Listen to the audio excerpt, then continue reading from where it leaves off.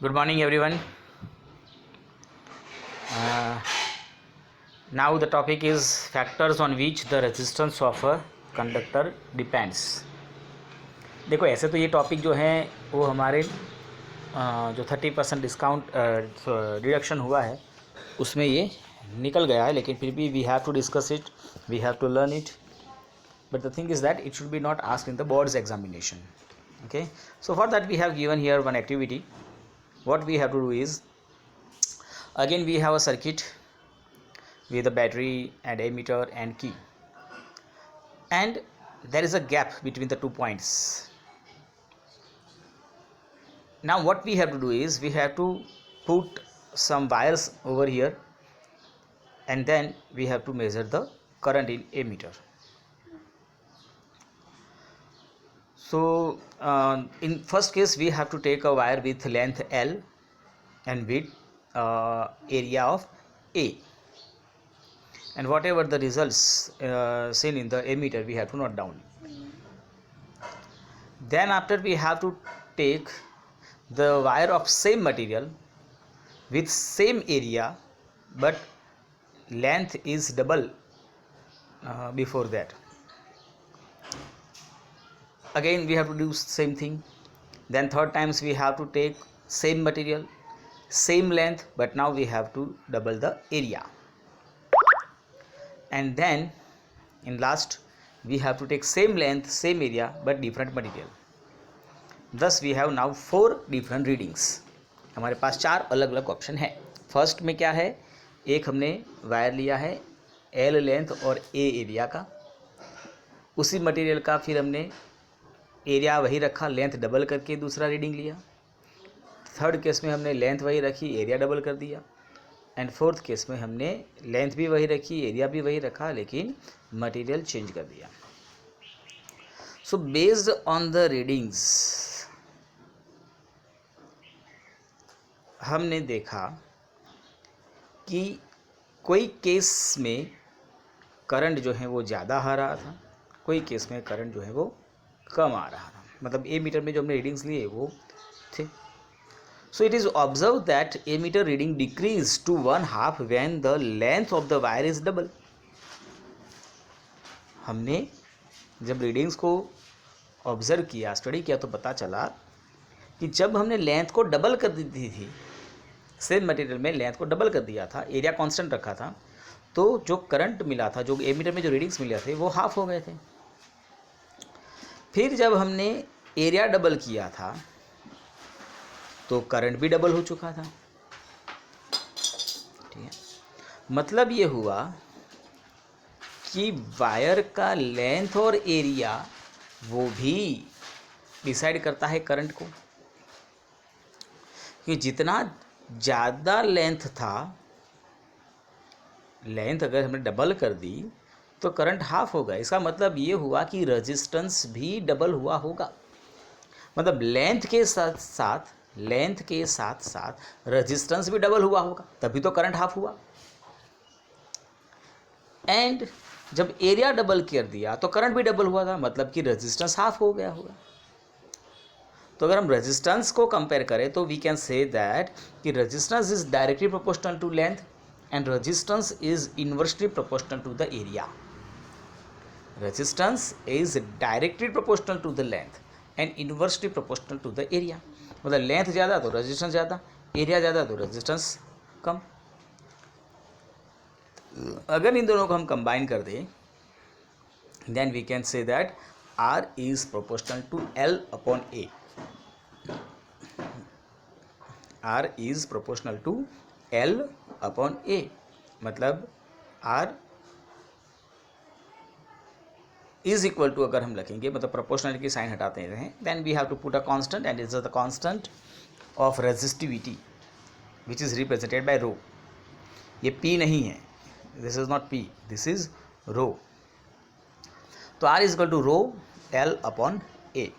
R is equal to rho L upon A, where the rho is the constant of proportionality which is called electrical resistivity of that material. हर एक material की अपनी अपनी resistivity होती है. And the SI unit of resistivity is ohm metre, ohm into metre. देखो क्या है रेजिस्टिविटी का आप रेजिस्टिविटी अगर आप फाइंड करना चाहेंगे तो क्या होगा, देखो मैं यहाँ पर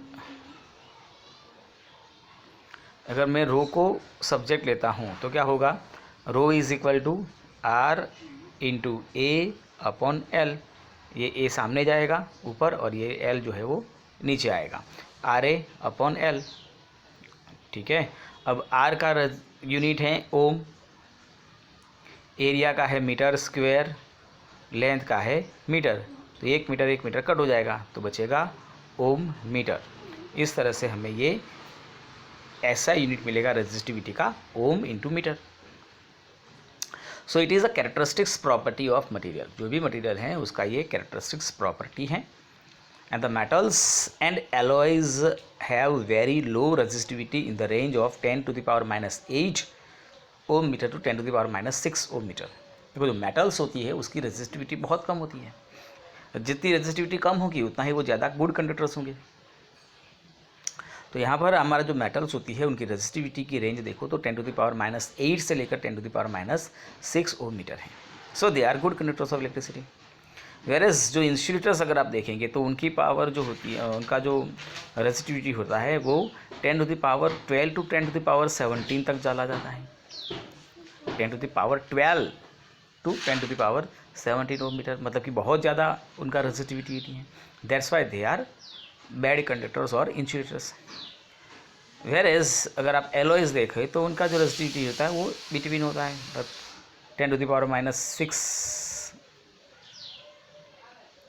से 10⁻⁻4। ठीक है, तो वो रहते हैं हमारे एलॉयज हैं।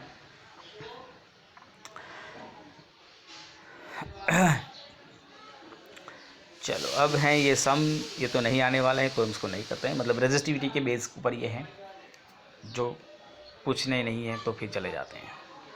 Now resistance of system of resistors, resistance of a system of resistors. तो हमारे पास रजिस्टर्स को कनेक्ट करने के अलग अलग ऑप्शंस हैं, उसमें से कुछ को आप सीरीज कनेक्शन में लगा सकते हो या कुछ को आप पैरेलल कनेक्शन में लगा सकते हो। तो based on that we have two types of system of resistance, may be parallel, may be in series। तो सीरीज में अगर हैं तो देखो ये है सीरीज में,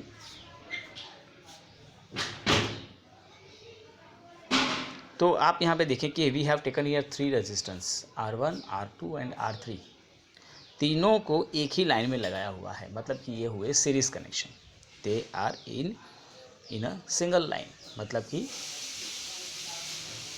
दे आर इन सीरीज कनेक्शन। यहाँ पर देखें आप तो करंट को पास होने के लिए आपके पास 3 अलग अलग पाथ हैं, 3 अलग अलग ऑप्शंस हैं। R1, R2, R3 के लिए 3 रास्ते हो जाते हैं, तो ये होता है हमारे लिए पैरेलल कनेक्शन। तो सिंपल लैंग्वेज में आपको याद रखना है, तो सीरीज मतलब एक करंट को फ्लो होने के लिए एक ही पाथ रहेगा, पैरेलल कनेक्शन में करंट को फ्लो होने के लिए अलग अलग रास्ते मिल जाएंगे। तो ये based on that we have series connection और पैरेलल कनेक्शन। तो फर्स्ट सीरीज कनेक्शन देखें दोस्तों, तो सीरीज में हमने जैसे ये फिगर हमारी है वही याद रखनी है, अगर एग्जाम में पूछा भी जाता है तो हम यही फिगर ड्रॉ करेंगे। R1, R2, R3 in line है, वोल्टेज डिफरेंस तीनों का एक ही रहेगा, ए मीटर से आप करंट फ्लो हो रहा है उसको मेजर कर सकते हैं विद बैटरी V एंड की।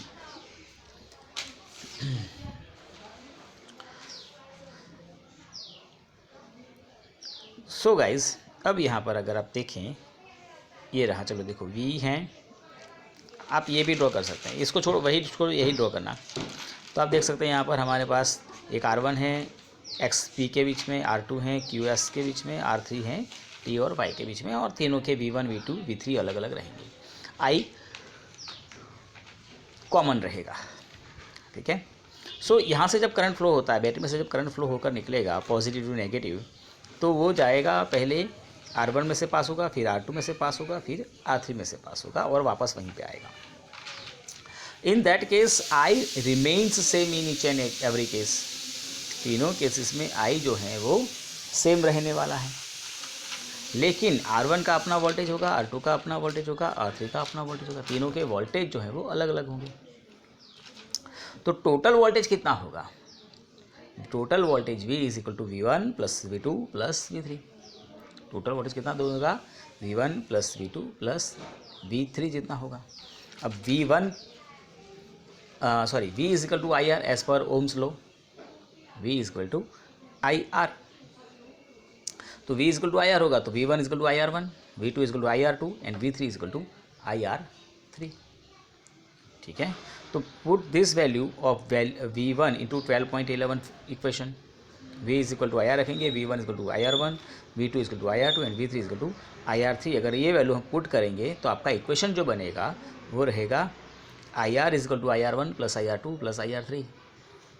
आई R is equal to I R one plus I R two plus I R three.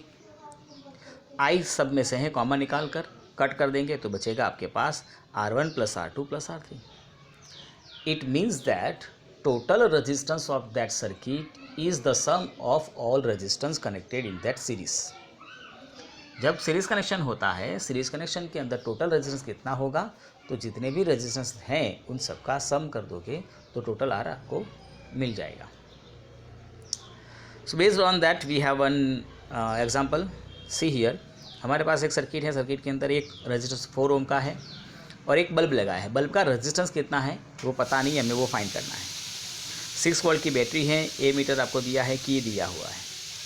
ठीक है, मतलब आपके पास ना तो आई की वैल्यू है तो पहले आपको आई की वैल्यू फाइंड करनी पड़ेगी, then after you have to find the resistance of that bulb and then after you have to find the total R. तो पहले तो आप आर फाइंड कर लें। बल्ब टोटल आर की आपको दिया गया है, लैम्प का तो 20 है, मतलब वो फाइंड नहीं करना है, टोटल आर आपको फाइंड करना है। तो 20 ohm is the resistance of bulb, R दूसरा जो लगाया हुआ है वो 4 है, दोनों का सम कर देंगे आपको मिल जाएगा 24। मतलब total resistance of that circuit is 24। क्यों भाई? क्योंकि वो आप देख रहे हैं कि सीरीज में है तो दोनों का सम कर देना है। Battery we have given is 6 volt, मतलब आर है आपके पास 24, वी आपके पास है 6, तो I is equal to V upon R. As पर ohms law V is equal to I R, तो I is equal to V upon R. तो 24 upon 6 मतलब 4, सॉरी 6 अपॉन 24 मतलब 1 अपॉन 4, मतलब 0.25 इज द एम्पियर। तो टोटल आई जो मिला आपको वो 0.25 है टोटल 20। तो अगर आपको इंडिविजुअली दोनों का फाइंड करना है कि भाई इसका कितना हो इसका कितना, तो कर सकते हैं आप। कैसे? तो ऐसे देखो, इसका मतलब कि रेजिस्टेंस आर का, सॉरी आई नहीं, V1 की अगर बात कर रहा हूँ तो जो आर इजक्वल टू 4 ओम है उसकी अगर आप वी फाइंड करें तो V1 is equal to I R one, I आपको मिला 1/4, 1/4 इंटू 4 हो जाएगा 1, जैसे आप यहाँ पे देख सकते हैं, ये है ये वाला। ठीक है, 4 इंटू 0.25, 0.25 मतलब 1/4, 4 कट हो जाएगा। या तो यहाँ पर देखें आप तो कितना होगा 20 मल्टीप्लाई बाई 1/4, 4 5 20, तो ये मिलेगा आपको 5। या तो आपका टोटल 6 हैं वो आपको पता है, V is equal to 6 volt, आप दोनों में से एक फाइंड करेंगे तो दूसरा मिल जाएगा। अगर एक फाइंड किया 5 है तो दूसरा 1 ही होगा। ठीक है,